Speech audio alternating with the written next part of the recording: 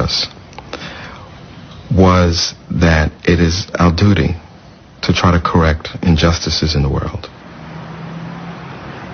And if you see something wrong, change it with your hands. If you're not able to, then speak out against it. And if you're not able to do that, then feel bad about it in your heart. But that is the weakest form of faith. Wherever possible, the Muslim should try to take action and not let an injustice go by without calling it what it is and asking for change. All right, what do we have? Books prepared for the week. Dealing with change is part of Jamil Johnson's job. As Chief of Staff for Congressman Gregory Meeks of New York, he manages the congressman's schedule and briefs him on policy issues. The biggest problem with the bill is that there's the issue of discrimination using federal funds. Because it's not like a private grant. You're telling me that you recommend a no vote. I'm recommending a no vote. As we had said in the beginning, I'm going to give you the technical part and what I think the issue is. You take care of the politics. Good deal. What else do we have? My goal is not necessarily to simply seek votes or campaign money or to be accepted as a part of the game. As Muslims, we must seek justice. So what I try to do is educate. In many cases, the best thing that you're able to do with that kind of education is decrease prejudice and increase understanding. If I practice my Islam on the job and do that without trying to interfere with anyone else's practices, whether they be religious or otherwise, then I make it easier for the next Muslim that comes on board. Especially also if I do a good job, because then some of the prejudice, some misunderstanding goes away. One of the narrations. Johnson coordinates the Friday prayer service, or Jummah, on Capitol Hill. It's grown since we started it. Used to be sometimes 3, 5, 10 of us. Now there can be up to 40, 50 people. We're busting out of the room that we're in. It's kind of a re-energizing, kind of refilling our fuel tank with faith again for the rest of the week.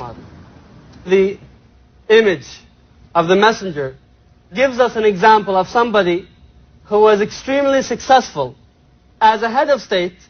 Nevertheless, he never had to compromise his integrity. One of the most important things for a Muslim is remaining constantly in remembrance of Allah.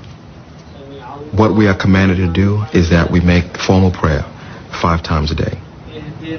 Because when you live in a society that constantly gives you acceptance and praise because of material things or achievement, we need that constant remembrance of Allah in order to kind of bring us back to the right path. As some say, keeping our eyes on the prize. And prayer is that remembrance. Even though Islam isn't the biggest faith in America, even though it's sometimes just ridiculed, the fact of the matter is that I can practice. I can make my 5 prayers a day. It was much harder for the Messenger of Allah sallallahu alaihi wasallam and his companions to do this. The first Muslims faced a torrent of ridicule and abuse when they practiced Islam in public. Attacked by crowds throwing stones, they retreated to the surrounding mountains to pray in secret. Many pagan families split apart when their children converted to Islam. Finally, the leaders of Muhammad's tribe, the Quraysh, decided that harassment alone would not be enough to stop him. The Quraysh, they see it as, our honor is being threatened, we need to deal with this. This is the point where they begin to really increase their persecution. They start sanctions on the house of Bani Hashim, which is the sub-clan of the Prophet Muhammad. They begin sanctions. They begin to prevent them from trading, from transacting. And that meant that basically they were being starved out. They couldn't buy food, they couldn't do business. Abu Talib was ruined by this. The Hashim lived in one street, and Muhammad and Khadija and the children moved into this street. And this became a little Muslim ghetto. And this leads to real hardship. There's a period of time where, according to the tradition, they're actually eating from the leaves of trees.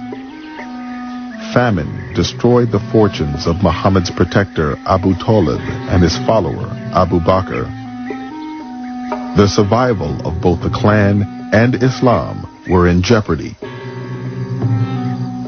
But for Muhammad, the damage hit even closer to home. Khadija, Muhammad's beloved wife, perhaps weakened by the privations, actually died. And that was just a crippling blow for him. Left him feeling alone and vulnerable and weak. He would miss her all his life, I think. Then the catastrophe happened that Abu Talib died, perhaps himself weakened by the deprivation in food.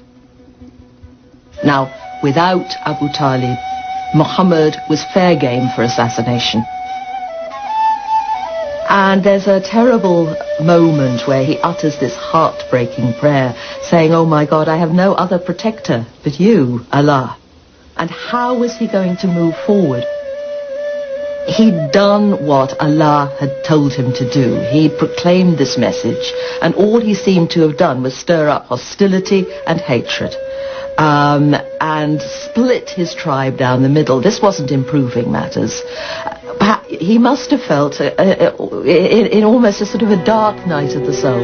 He is at the low point of his mission. He's been almost 13 years now in Mecca, and the results are not impressive. But at this point, at this low ebb, he is now being prepared for the most extraordinary mystical experience of his prophetic life, and that is what is known as the Night Ascension. The story goes that one night he was sleeping near the Kaaba, and he was woken from sleep by Gabriel, who mounted him on a burak, a magical steed, and they flew from Mecca to Jerusalem. And then he began an ascent up through the seven heavens to the divine throne. At every stage of the heavens, he meets various prophets of the past. He meets Abraham, he meets Jesus and John the Baptist, he meets Moses, and finally he enters into the divine presence. And there the sources are silent, because when you enter into the presence of God, you've gone beyond words. And he receives from God the highest form of knowledge and truth, and many injunctions of the religion itself, including the final form of the daily prayers. Now, all of this took place in a time beyond time. That's why some sources say that as the door was swinging when he left, he was still swinging when he came back. For later Muslims, this also meant that the departure point, that is, Jerusalem, the Dome of the Rock, became also important. Muslims say that there are three holy cities in Islam: Mecca, and Medina, the city of the Prophet, and Jerusalem.